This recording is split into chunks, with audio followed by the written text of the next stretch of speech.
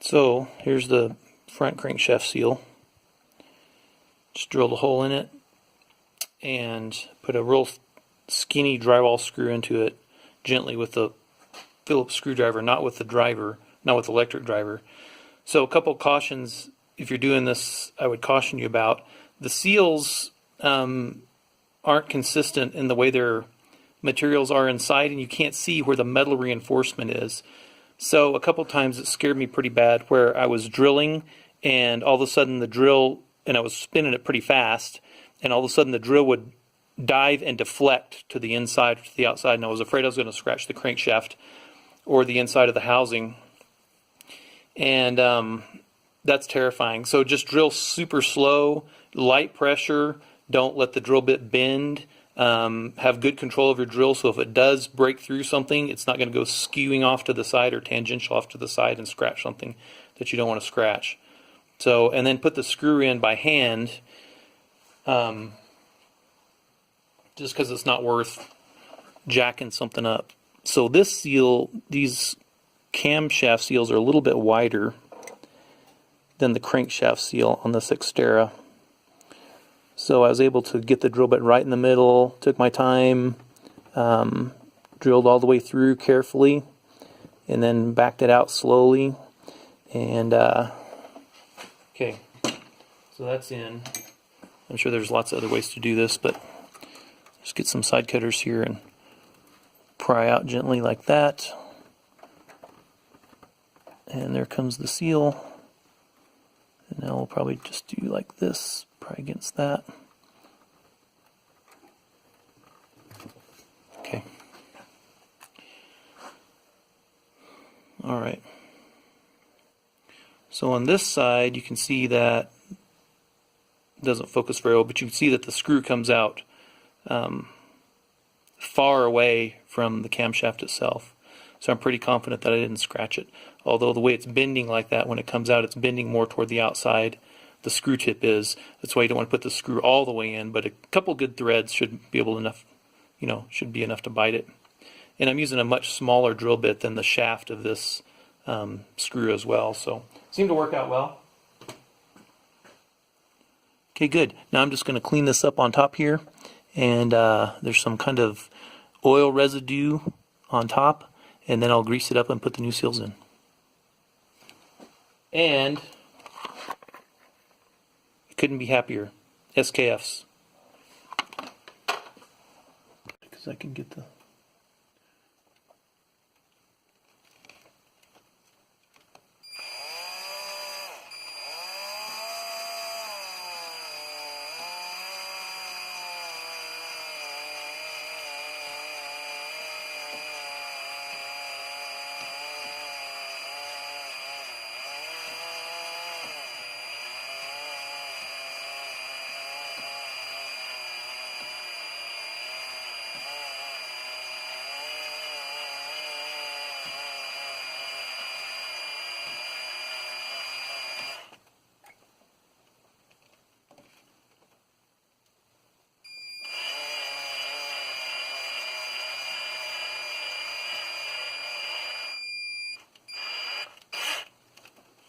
There, I'm engaging metal because my bit's slipping.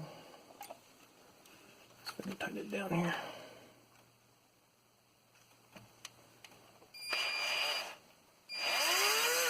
Okay.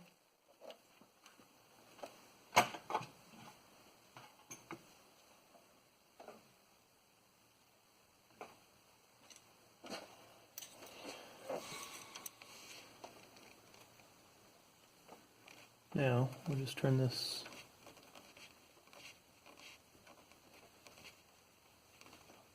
a couple turns once it starts to bite into the metal of the seal.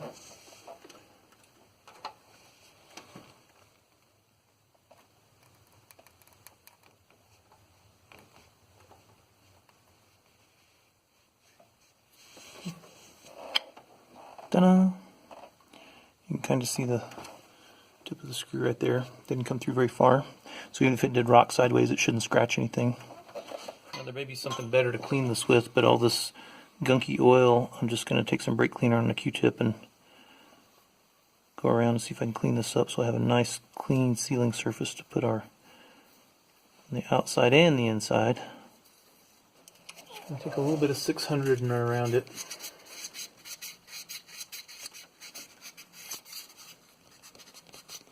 Okay, just going to take some grease here. Way overdoing it.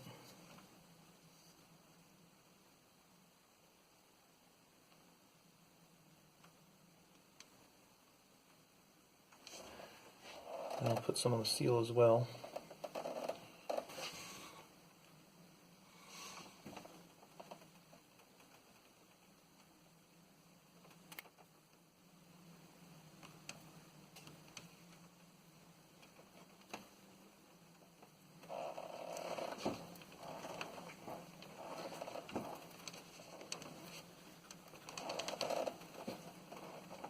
Okay.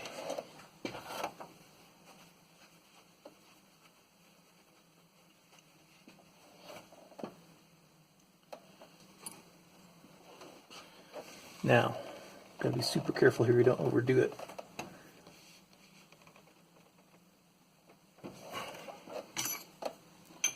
So I'm going to take a 1/2 inch extension bar, nice smooth edge there. There's no burrs or anything on it. I'm going to use that to press against this because this part of the metal will stop me if I go too far. And then I'll work on seating it squarely.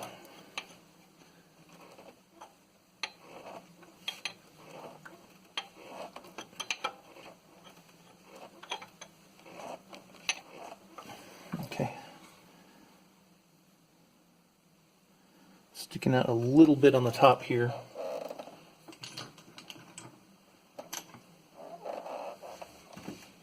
Just a puff. I can feel it, so I'll try to seat it just a little bit more.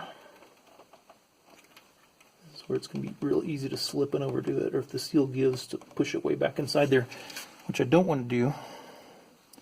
Okay, I'm happy with that. Okay, just a quick video on what else to do when doing this timing belt replacement for this 2002 Xterra. And this is the 3.3 VG33, whatever. This is not the supercharged model, not that that matters. But 160,000 miles on it, 160,000, and the water pump started puking, so I decided to go ahead and do the timing belt since it was due at 180,000 miles anyway, and it was probably contaminated. And sure enough, it was wet. It wasn't bad, and the timing belt was actually in pretty good shape, so I decided to go ahead and replace it anyway since I'm already in here. And then what do you do when you're replacing that? Are there any other things you should replace with this many miles? And I don't know what the real answer to that is, but the front crank seal was leaking a little bit, had a little bit of oil around it on the outside, so I replaced that, and I'm glad I did because it was hard as a rock. There was no rubber. It was not rubber anymore. So it was still making a decent enough seal, but so I replaced that. And the water pump's obvious. I'm going to go ahead and do the thermostat as well. These front camshaft seals, I replaced those as well. Napa had those in the SKF brand, and so I really like those seals, so I went ahead and replaced those. That was pretty easy. And while I had this cover off right here, I discovered that there's this little hose right here, this little coolant hose, and you can see it right there. Yeah, I didn't even know that thing existed. I've always replaced all my hoses every 100,000 miles or so, or whenever I do my coolant flush and change. Every few years, and I didn't know this one existed. So apparently this is a failure hose, and just for that reason, because it's a pain in the butt to get to, and a lot of people don't even know about it. So this is what the old one looked like. It doesn't look terrible, but it's pretty spongy, and it's not like cracking on the inside, but I'm glad I found it and changed it. That was from AutoZone. It's a cut-to-fit hose, and it goes up and comes over here to this upper radiator hose fitting, and so there's two bolts that hold this housing on down behind here. I probably should have taken a video of it earlier, but you get the idea. That's the hose you're after right there, and if you already have these upper pulleys off, just go ahead and pull this cover and get that hose and change it, just so it doesn't, because if that busts and leaks on your timing belt, that's going to be not good either. And I think that's about the major stuff that you can get to that would be worrisome behind the timing belt, especially with a vehicle with this many miles on it. So I know there's a lot of Xterras out there with a lot more miles on it than this one, but I want to just do this kind of once, and I'm taking my time and don't want to have to do it again. So the timing belt it got on, and you can see the upper, it's not focusing very well, there's the upper white mark on the belt. That line coincides with the dent in the pulley, and then the silver mark on the back wall. Okay, so that's pretty well aligned. This one, before I took the old one off, looked just like this. So you can see the mark on the pulley, you can see the mark on the belt, and you can see the mark, it's just a little bit off. Is it off very much? I don't know if it's going to be taken up when I put the tensioner on or not, so we're going to find out, because I haven't tightened the tensioner yet. So down here, hopefully this will come out, because I'm doing this blind, I can't see where I'm videoing, but there should be a mark right there on the belt, and that coincides with the mark on the pulley there. Okay, so we'll get this tensioner set, get the tension on the timing belt set, and then we'll get the rest of it back together. And hopefully I won't have any leaks.